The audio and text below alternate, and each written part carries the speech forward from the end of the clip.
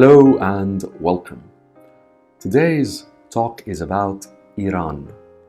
And now, in September 2022, we are seeing quite a significant wave of demonstrations that are taking place in Tehran and beginning to spread to other urban centers in the country, and we'll see how will that develop. But the important point here that this is not the first wave of demonstrations, expressions of anger in Iran in the last 10-15 years. There was a major revolt, even the beginnings of a revolution, I would say, in 2009. And during that time, large demonstrations took place in Tehran and almost all major cities of Iran, in which almost the entire society was represented.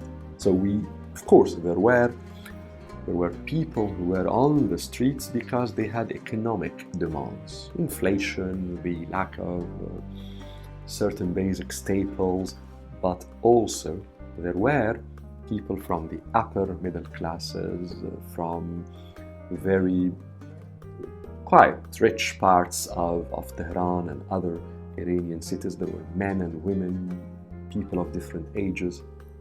In 2009, the demonstrations that took place in the country, I would say, represented large segments of the Iranian society. And the demands then were political demands. That's why the responses of the regime of the Islamic Republic in Iran in 2009 were very assertive, and the revolt or the beginnings of the revolution were stopped. In 2018, and in the immediate aftermath of a presidential election in Iran, another wave of demonstrations took place, much smaller than 2009, and I think of less representation, societal representation, yet still quite significant. And again, the Islamic Republic of Iran, the regime, assertively intervened and stopped the whole thing. Now, in September 2022, we are seeing a third expression of anger. When you have three such revolts, such expressions of anger, in the span of less than 15 years, I think this merits looking beneath the surface, trying to understand what's really behind all of that. But before we do that, why Iran? Understanding Iran is very important for anyone interested in the wider Middle East, in the Gulf, the Arabian Peninsula, Iraq, the Eastern Mediterranean, North Africa, Turkey even. Iran is very important for this entire region because geographically it's large. Iran is effectively a link between Central Asia and the Levant and the Eastern Mediterranean, and that gives it strategic importance. Add to that Iran is demographically sizable, especially when it's compared to its Arab neighborhoods. And demography matters. Demography is weight. The number of the people in Iran is large, and that gives it weight, gives it importance. But in addition to that, and in my view, much more importantly, is the cultural influence of Iran. Iran is a civilization, and a wonderful, rich civilization with immense contributions in art, in poetry, in crafts, literature, spirituality, thinking about the divine, philosophy. A wonderful, rich civilization. And that meant that throughout many centuries, the influence, the cultural influence of Iran extended far beyond its borders, all the way to Turkey, to the Eastern Mediterranean, and even to India, actually, especially in the 8th and the 9th centuries. The point being, Iran is culturally very important, and that also gives it influence, which means that whatever happens in Iran, any significant change in Iran echoes, resonates way beyond the borders of Iran, and therefore it is of importance for anyone interested in the entire Middle East and beyond even. Now, to understand what's happening in Iran, I think we need to look at the experience of Iran under the Islamic Republic in the past 40 years. And I think there are three major successes or achievements that the Islamic Republic of Iran secured versus two major failures that were there and continue to be there in the experience of the Islamic Republic of Iran. Let's start with the successes or the achievements.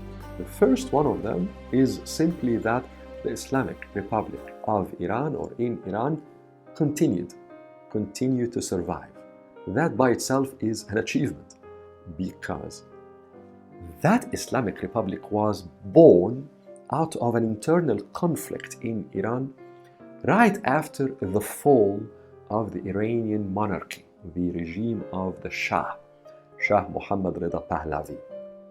When that regime fell due to major demonstrations in the country, it wasn't particularly clear what will be the regime that will come to rule, because in the revolution that ended the regime of the Shah, there were many constituents. There was a liberal movement, there was a socialist movement, largely from university students, as well as a movement or a current of political Islam, particularly political Shiaism, under the banner of the leadership of Ayatollah al-Khomeini, the most important figure in the Iranian revolution against the Shah, a very important Shiite scholar in the 20th century.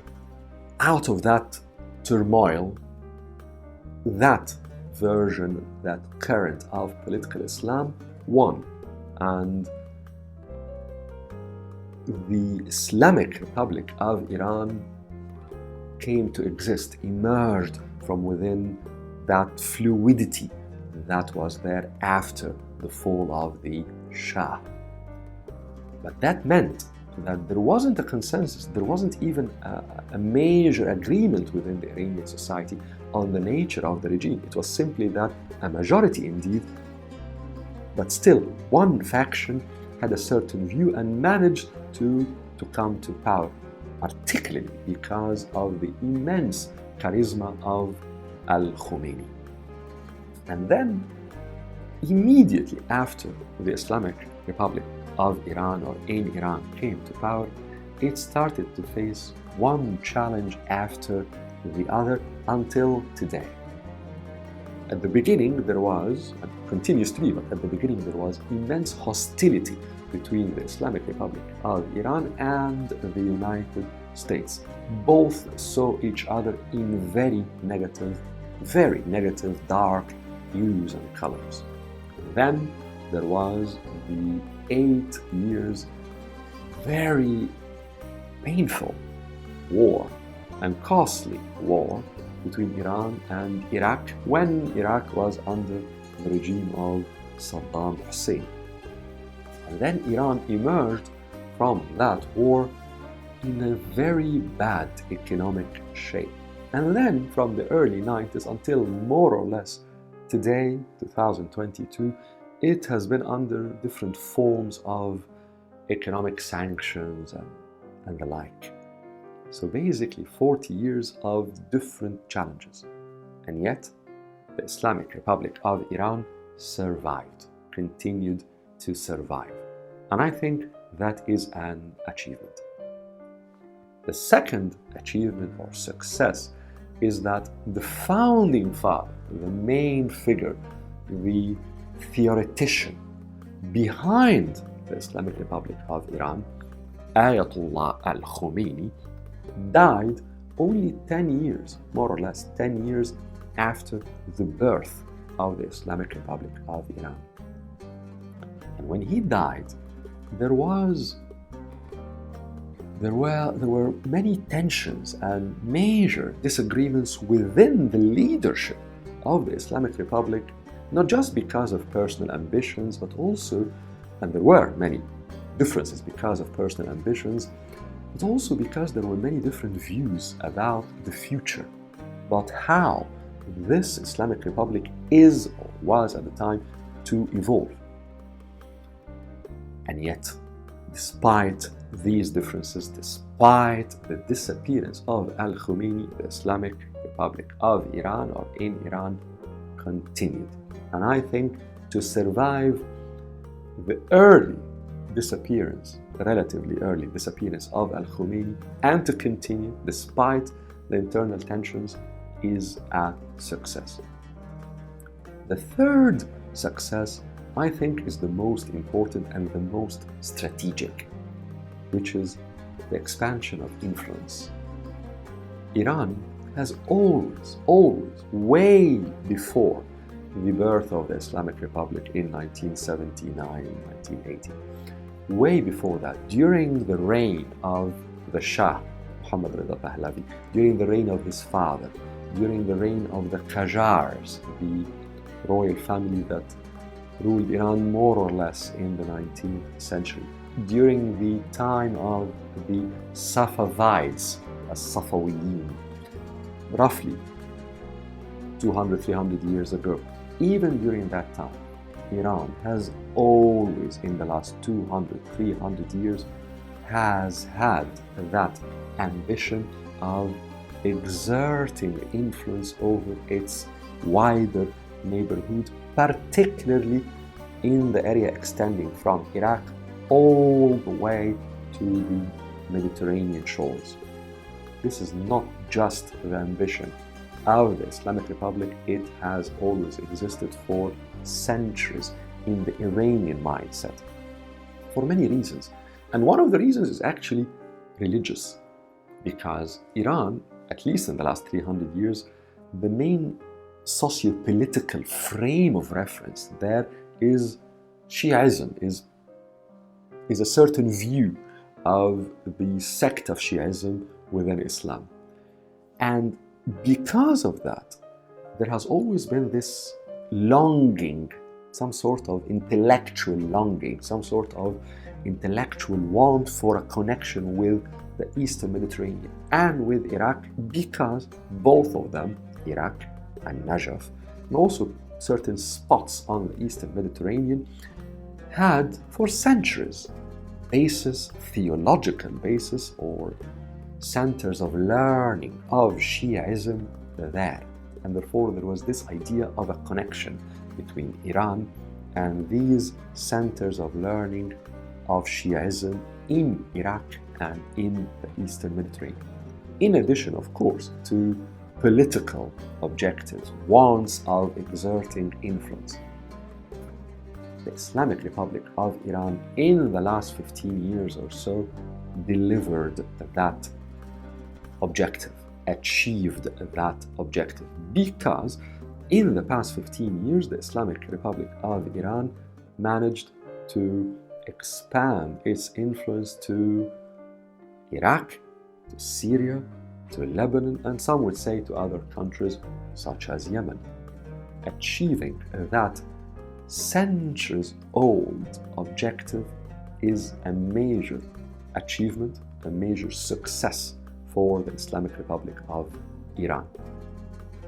However, as I said, there are two major failures within the structure of the Islamic Republic in Iran or of Iran. First failure is concerning the representation of the will of the people. The Islamic Republic was born out of revolution, a real revolution, and it has always, from the very beginning, claimed with the justification that it is some sort of a democracy. It does conduct elections every 4 or 5 years that are quite acceptable. But at the core of the political structure of the Islamic Republic in Iran is the idea of wilayat al-faqih, the rule of the jurist. The rule of the jurist is an old Shia idea that Al-Khomeini resuscitated and developed and put at the core, at the center of the political system of the Islamic Republic in Iran. The problem here is that this idea basically gives the jurist of the age, the supreme guide of the Islamic Republic, effectively unrivaled, unchecked powers, way above the powers, the prerogatives of the president, of the parliament, of anybody. And therefore, here we have a dilemma, and that is, in theory, you have a representation of the will of the people. There are elections, but there is an ultimate political power at the apex of the political system that is unrivaled in its powers and unchecked in anything it does. Supreme guide. And that's a dilemma. And so far, the political system of the Islamic Republic of Iran has failed to solve that dilemma. The second problem, acute problem, I think, is that the Islamic Republic in Iran or of Iran is essentially a religious state.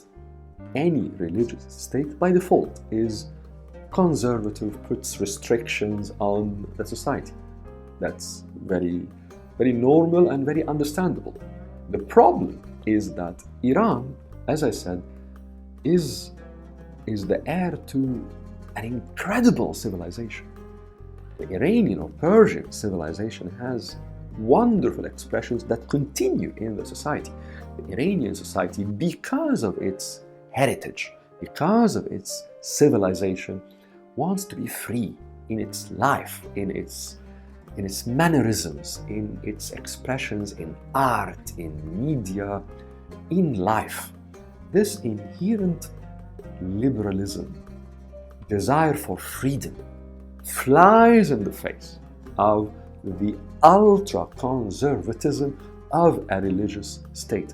And I think this confrontation, this tension, has repeatedly expressed itself over the past 30 or 40 years, and it remains one of the most fundamental, if not the most fundamental problems at the core of the social and political structures of the Islamic Republic in Iran or of Iran.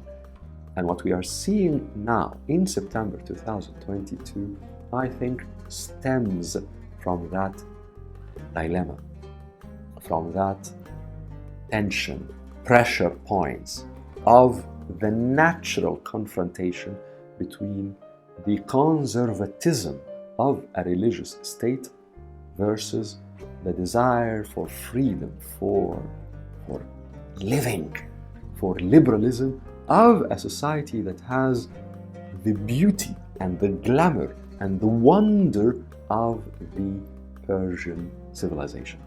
And I think if that dilemma is not solved, there will certainly be major changes in the political system, in the social system in Iran, and maybe not in the distant future.